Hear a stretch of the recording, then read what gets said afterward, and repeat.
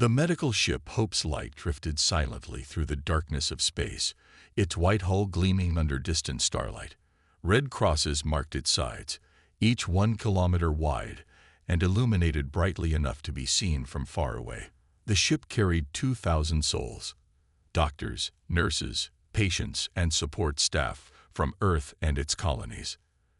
Dr. James Miller stood on the bridge, his experienced eyes fixed on the distress signal coming from the mining colony ahead.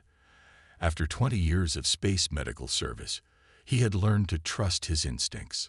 Something felt wrong about this call, but the oath he had taken wouldn't let him ignore it. Medical Officer's Log. We are responding to emergency signals from Beta Hydri mining colony. Their transmission indicates multiple casualties from a mining accident. ETA 15 minutes. He paused the recording and turned to his bridge crew. All medical teams on standby. The massive hospital ship, nearly 3 kilometers long, carried enough supplies and equipment to treat a small planet's population. Its 20 operation theaters, 100 intensive care units, and 1,000 patient rooms made it the largest medical vessel humanity had ever built. Through the bridge windows, Miller watched as 3 ships emerged from behind the colony's moon. Their angular dark shapes didn't match any known civilian vessels. The doctor's heart sank as he recognized the distinctive profile of Dominion warships. This is the Earth medical ship Hope's Light. Miller broadcast on all frequencies. We are a neutral vessel protected under Galactic Convention Article 7. Please acknowledge. He kept his voice steady despite the growing unease in his stomach. The Dominion ships didn't respond. Instead, they spread out in an attack formation. "Sir," called out the sensor officer, her voice shaking. "They're powering up weapons." Miller grabbed the communication system again. "Dominion vessels, we are carrying 2,000 patients and medical personnel. We are an unarmed medical ship. Please respond." The first shot screamed across space, a beam of energy that cut through the Hope's Light's port side. The ship shuddered. Emergency alarms blared throughout its corridors. "All hands, brace for impact," Miller ordered through the ship-wide system. "Begin emergency evacuation procedures. This is not a drill." More beams sliced through the massive hospital ship. Miller watched in horror as the medical bay indicators turned red one by one on his display. Each light represented dozens of lives. Doctors performing surgery, patients in critical care, nurses tending to the sick. Engineering reports multiple hull breaches. Someone shouted, "We're losing power to life support." Miller activated the ship's black box recorder. Final log entry. "We are under deliberate attack by Dominion forces. They ignored our status as a medical vessel." The distress call was, "An explosion rocked the bridge, throwing him against his console. Was a trap. To anyone who finds this, remember Hope's Light." The Dominion ships continued their assault methodically, targeting life support systems and escape pod bays. Their weapons carved the hospital ship apart piece by piece. Sections of the vessel broke off into space, carrying with them the frozen bodies of those who had dedicated their lives to saving others. In the ship's nursery, 30 newborn babies slept their last sleep as the air slowly vented into space. In Operating Theater 12, a doctor remained bent over his patient until the end, trying to finish saving a life even as his own slipped away.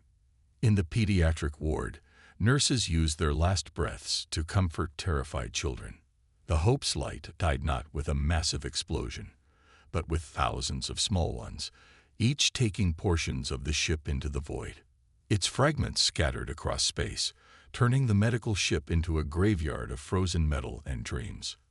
When the Dominion ships finally departed, they left behind more than debris. They left the match that would light humanity's fury. In their arrogance, they had believed humans weak because they chose peace. They would soon learn the terrible price of that mistake. The Earth Defense Council chamber had never been so quiet. 500 representatives from Earth and its colonies sat in stunned silence as they watched the final moments of the Hope's Light play across the massive screen. The black box recording showed everything. The desperate calls for mercy, the deliberate targeting of escape pods, the final words of Dr. Miller. Admiral Thomas stood at the podium, his weathered face carved with lines of grief and anger. He had served in Earth's space fleet for 40 years, always following the policy of peace first. But now, his hands gripped the edges of the podium so hard his knuckles turned white. 2,000 people, he said, his voice echoing in the silent chamber. 2,000 healers, helpers, and sick people who needed our care. The Dominion killed them all. He pressed a button, and new images appeared on the screen. But this was not the first time. This was just the last straw. The screen showed other incidents. A research station bombed despite clear civilian markings. Supply ships to farming colonies raided. Border settlements threatened. 12 incidents in total, each one pushing slightly further, testing Earth's patience. They thought we were weak, Admiral Thomas continued. They saw our kindness as something to abuse, our hospitals as targets, our mercy as a flaw. He looked around the chamber, meeting the eyes of each representative. They were wrong. In the back of the chamber, an old woman stood up. Everyone knew her, Dr. Helen Ward, head of Earth's Medical Corps. Her voice shook as she spoke. I have spent 60 years teaching doctors to save all lives, no matter the species. I believed in showing the galaxy that humanity's greatest strength was its ability to heal. She paused, tears rolling down her cheeks. But they killed my students, my doctors, my patients. More people stood up. A colony leader whose people had suffered raids, a captain who had lost crew to Dominion accidents, a nurse who had trained some of those lost on the Hope's Light. One by one, they shared their stories. Admiral Thomas waited until they finished. We tried to be better. We tried to show them a different way. But they took our mercy as permission to kill our people. He pressed another button, and the faces of the Hope's Light crew filled the screen. Look at them. Remember them. They died because we let the Dominion believe they could hurt us without consequences. The chamber erupted in voices. Some called for immediate war. Others wanted diplomatic solutions. A few still urged patience. The debate raged for hours as Earth's leaders struggled with the weight of their decision. Finally, the council president called for order. We will vote, she announced. But first, listen to this. She played one last recording. The sound of children singing in the Hope's Light's pediatric ward, recorded just days before the attack. The simple, happy voices filled the chamber. Then she played the sound of those same children screaming as their air was vented into space. The vote was unanimous. Admiral Thomas left the chamber with new orders. Humanity would no longer stand by while its people were killed. The Dominion had believed humans weak because they chose peace, because they built hospitals instead of warships, because they sent doctors instead of soldiers. As he walked to the Fleet Command Center, Admiral Thomas thought about how wrong they were. Humanity hadn't built weapons because they wanted peace, but they remembered how. They remembered every weapon they had ever made, every way they had ever found to fight. And now, because the Dominion had attacked a hospital ship, they would remember it all. The order went out to every human world and colony. Prepare for war. The time for patience was over. The time for mercy had passed. Now was the time for humanity to show the galaxy why even peaceful people should never be pushed too far. The shipyards of Mars had been quiet for 20 years. Now they roared with life. Massive factory complexes that once built medical ships and colony vessels worked around the clock. Old weapon designs were pulled from deep storage. Engineers who had spent decades building tools of peace remembered how to build tools of war. Commander Anna Wells walked through the oldest shipyard, watching robots and workers transform peaceful ships into weapons of war. Each medical bay they stripped out, each weapon they installed, felt like an admission of failure. But she remembered the faces of those lost on the Hope's Light. Sometimes peace had to be defended. Status report, she called to her team leads. The responses came quickly. Hull armor upgrades are ahead of schedule. We've modified the shield designs to counter Dominion weapons. Weapon systems are being installed on all converted ships. The Dominion won't expect our outdated technology. Fleet crews are training day and night. Many of them lost friends on the Hope's Light. Anna nodded, checking off items on her tablet. Humanity had kept its weapons simple, its ships basic, showing the galaxy a peaceful face. But they had never stopped thinking, never stopped planning. Every peaceful design could be converted for war. In orbit above Earth, dozens of hospital ships, supply vessels, and colony ships were being transformed. Their bright white hulls turned dark gray. Their medical crosses replaced with weapon mounts. Their healing tools converted to instruments of war. But the real work happened in secret, deep under the lunar surface, in bunkers untouched for decades. Humanity's oldest and deadliest weapons woke up. Artificial intelligence systems designed for medical diagnosis now calculated weapon trajectories. Mining lasers became cutting beams. Construction robots built missiles instead of homes. They think we forgot how to fight, Anna told her crews. They think we lost our edge because we chose peace. She pointed to a massive ship taking shape in the dock. Show them how wrong they are. The ship's name was Remembrance, and it had once been a sister ship to the Hope's Light. Now its medical bays held missiles. Its operating rooms contained command centers. Its patient wards stored ammunition. Written on its side in large letters, "Remember the Hope's Light." All across Earth space, the same thing happened. Colony ships revealed hidden weapon ports. Research vessels powered up military-grade shields. Supply ships unveiled missile launchers disguised as cargo doors. 20 years of peace hadn't made humanity forget war. It had given them time to plan. In a secure bunker beneath Geneva, Admiral Thomas met with Earth's best tactical minds. They studied Dominion battle patterns, found weaknesses in their advanced technology. The Dominion relied on complex computer systems, automated defenses, and AI controllers. They had forgotten the value of human unpredictability. They think their technology makes them superior, the Admiral told his staff. Show them what humans can do with simple tools and clever minds. The plans they made were not complex. They did not need fancy weapons or advanced AI. They needed human determination, human creativity, and human anger. The Dominion would expect humanity to copy their tactics, their technology. Instead, humanity would fight its own way. As the day of attack grew closer, Anna walked through her ships one last time. The crews were ready. The weapons were armed. The plans were set. In her pocket, she carried a picture of the Hope's Light, a reminder of why they fought. The Dominion had believed humanity's peaceful nature was a weakness. They thought humans had grown soft, had forgotten the art of war. In 30 days, when humanity's forces struck as one, they would learn their mistake. They would learn that humans had not chosen peace because they were weak. They had chosen peace because they remembered what they could do in war. Captain Robert Drake watched his radar screen as 30 human fleets moved into position. Each fleet approached a different Dominion military base. Each carried the same orders: strike hard, strike fast, show no mercy to military targets. But unlike the Dominion, they would not harm medical ships or civilian stations. All ships report ready, his communication officer said quietly. Waiting for your signal. Drake checked the time. Exactly 1 month had passed since the Hope's Light attack.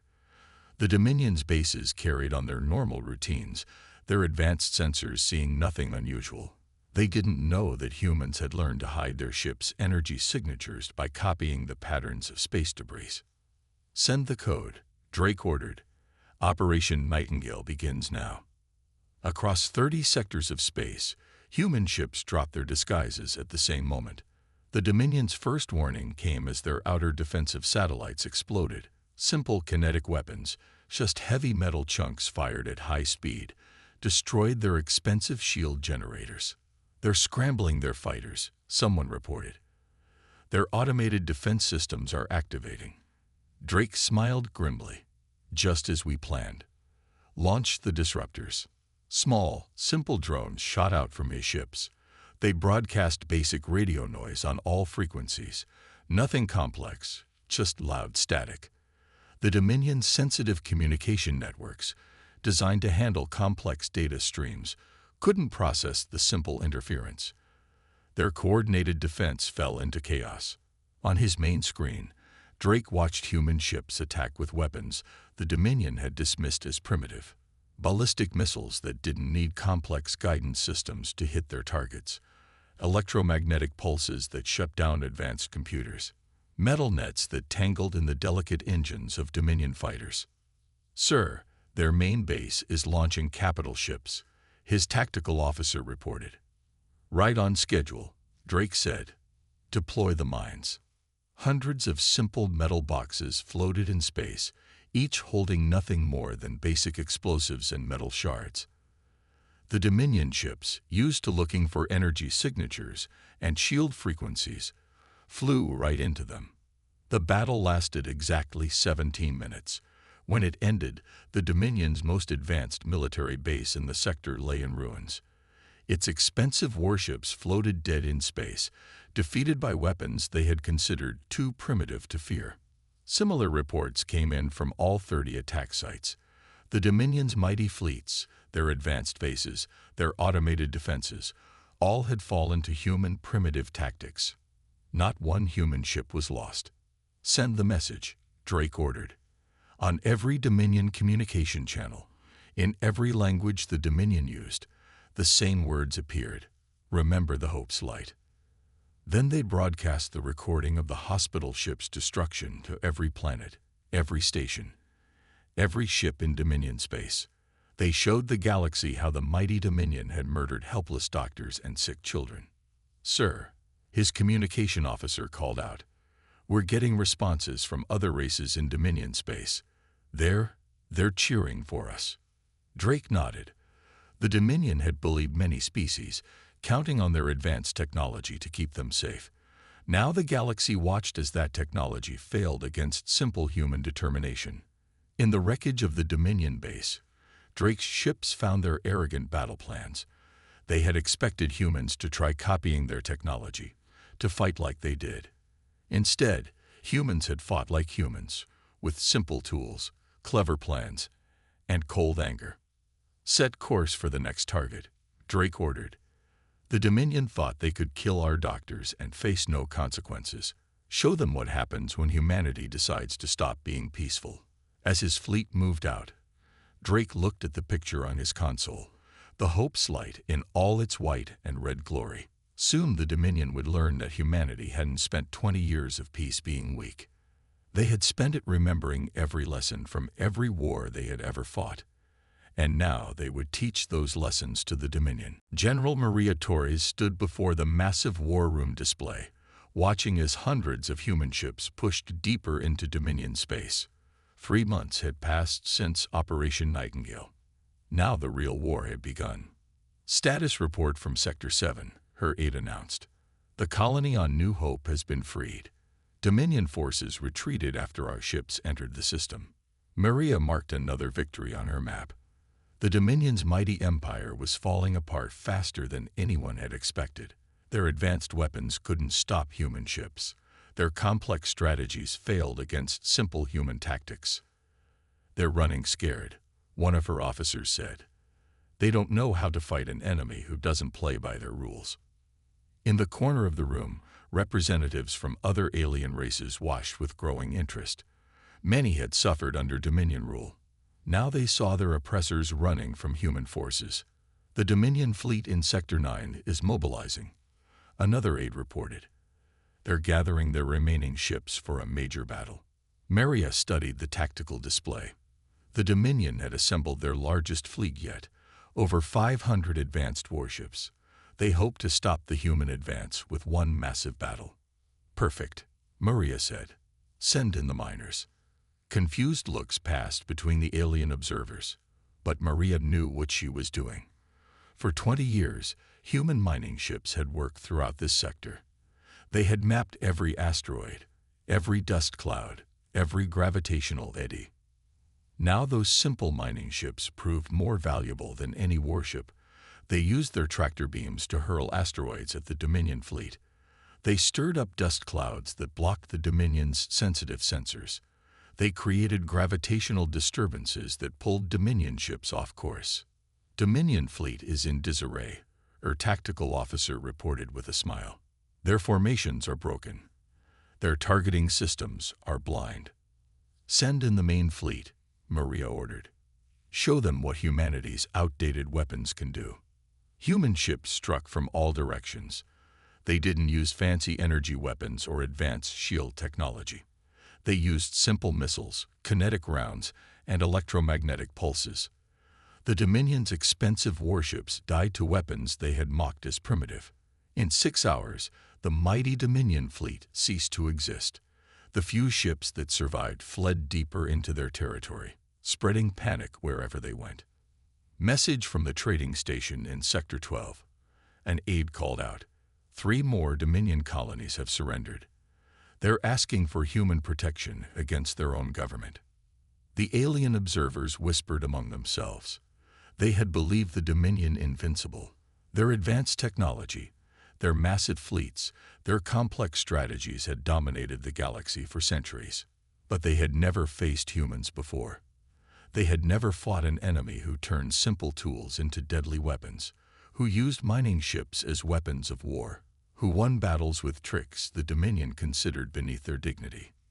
General, her aide said quietly, we found another hospital ship, a Dominion one. They're begging for mercy. Maria walked to the main screen. The Dominion hospital ship floated there, its medical symbols clearly visible, just like the Hope's light had been. Send escort ships, she ordered. Protect them and their patients. Show them the difference between us and them. The alien observers nodded in approval. Humanity fought hard, but they had not forgotten their principles. They had not become like the Dominion. As her ships advanced through another sector, Maria thought about how the Dominion had started this war. They had believed that attacking a hospital ship would show human weakness. Instead, it had awakened humanity's strength. The Dominion had spent centuries building the most advanced civilization in the galaxy, but they had forgotten that the most dangerous enemy isn't the one with the best technology. It's the one who remembers how to win without it. The great hall of the Galactic Council fell silent as the black box recording played. On screens around the chamber, the final moments of the Hope's light played out in perfect detail. 2,000 doctors, nurses, and patients dying because the Dominion wanted to test humanity's patience. The Dominion leaders sat in chains, watching their own crimes. 6 months of war had destroyed their empire. Their advanced fleets lay in ruins. Their colonies had rebelled. Their allies had abandoned them. Now they faced justice. We did not expect. The Dominion High Commander started to say. Silence, the council leader ordered. You will watch. You will see what you did. Everyone will see. Representatives from 50 alien races watched the recording. They saw the Hope's light's clear medical markings. They heard Dr. Miller's desperate calls for mercy. They watched the Dominion ships deliberately target escape pods filled with sick children. When the recording ended, the Dominion leaders had nothing to say. Their excuses about testing human resolve, about proving human weakness, died in their throats. They had believed their advanced civilization gave them the right to kill doctors and patients. The human fleet found this recording in the wreckage. Admiral Thomas told the council, we waited to show it until now, until everyone could see why we went to war. The council chambers erupted in angry shouts. Many representatives had thought humans too aggressive in their response to the Dominion. Now they understood. Now they saw the truth. But you showed mercy, one alien representative said. You protected our medical ships. You helped our civilians escape the war zones, even after what they did to yours. Admiral Thomas nodded, because we are not like them. We could not forget our principles when we went to war. We remembered them. They gave us strength. The trial lasted 3 days. The evidence was clear. The Dominion leaders had planned the attack on the Hope's light. They had deliberately targeted other civilian ships and stations. They had believed their advanced technology made them above the laws of civilization. We found more proof in their secret archives, Admiral Thomas announced on the final day. The Hope's light was not their first target. They had destroyed medical ships from smaller races, races too weak to fight back. The sentence was swift and harsh. The Dominion leaders would spend their lives rebuilding what they had destroyed. Their wealth would go to the families of those they had killed. Their advanced technology would be used to help those they had hurt. But the greatest punishment was the truth. Every school in the galaxy would teach about the Hope's light. Every child would learn what happened when the mighty Dominion murdered doctors and patients to test humanity's resolve. Let this be remembered, the council leader declared. Not just the crime, but the response. How humanity fought back not with blind rage, but with controlled fury. How they defeated the most advanced civilization in the galaxy with simple weapons and clever plans. Admiral Thomas stood at the podium one last time. Behind him, the faces of the Hope's Light's crew filled the screens. "We could have destroyed them completely," he said quietly. "We could have burned their worlds and killed their people. But that would have meant becoming like them. Instead, humanity had fought with precision and purpose. They had protected civilians, helped the innocent, and shown mercy to surrendered enemies. They had proved that being civilized wasn't weakness." As the Dominion leaders were led away, Admiral Thomas looked at Dr. Miller's face on the screen. The doctor had died trying to save lives. His death had started a war. But his principles had guided how that war was fought. The Dominion had believed that attacking a hospital ship would prove humanity weak. Instead, it had proved humanity's greatest strength, the ability to fight without losing their soul. 1 year after the Hope's Light attack, ships from every spacefaring race gathered near Earth. They came to witness the launch of humanity's newest vessel. Twice the size of the original Hope's Light, its white hull gleamed in the sunlight. Red crosses marked its sides, but this time they were protected by special shields. Dr. Helen Ward stood on the launch platform, looking up at the massive ship. Her white hair shone under the lights as she prepared to speak to the gathered crowd. As head of Earth's medical corps, she had helped design this new vessel. "Today we launch the Hope's Light I," she said, her voice carrying across the silent crowd. "But first, we remember those we lost." On giant screens, the names and faces of the original Hope's Light crew appeared. 2,000 healers who had died trying to help others. The crowd watched in respectful silence. "The Dominion thought they could kill our healers without consequences," Dr. Ward continued.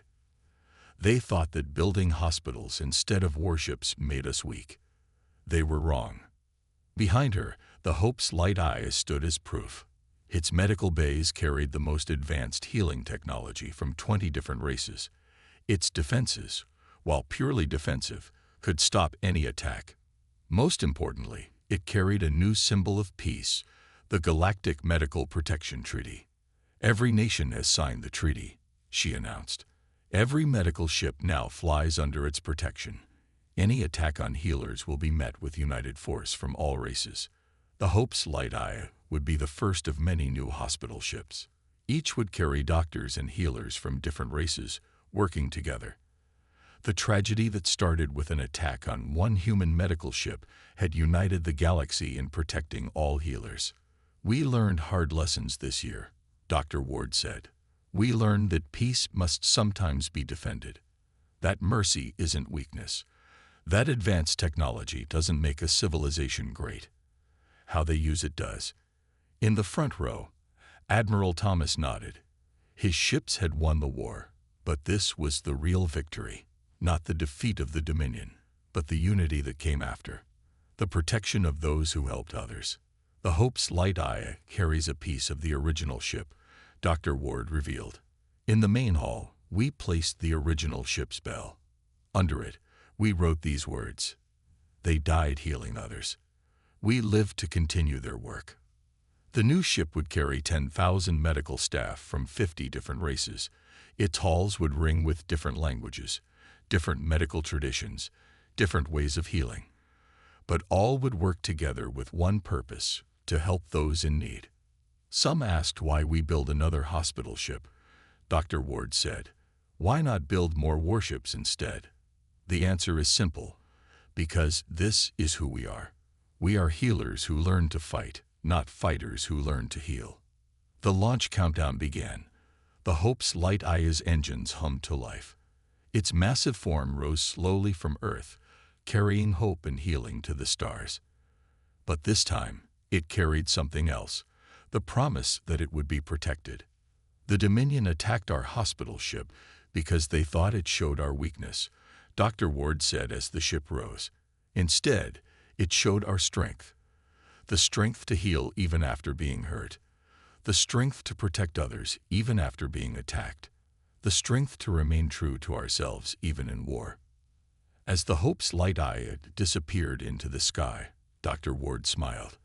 The original ship's death had changed the galaxy, not just by showing humanity's power in war, but by showing their wisdom in peace.